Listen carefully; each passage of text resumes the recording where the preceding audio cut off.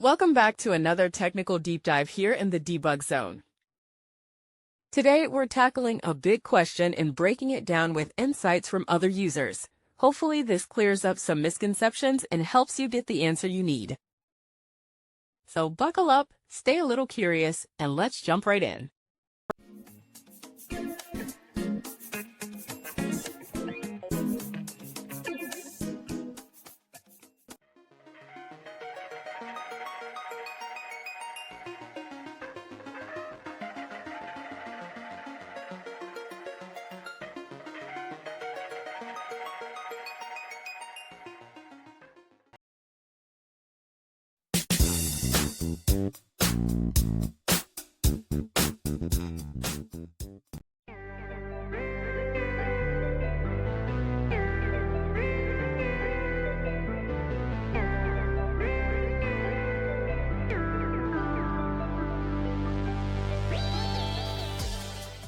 And that's a wrap.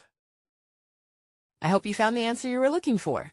If you did, take a second to hit that subscribe button. It really helps out. And let me know in the comments which solution worked best for you. See you next time in the debug zone.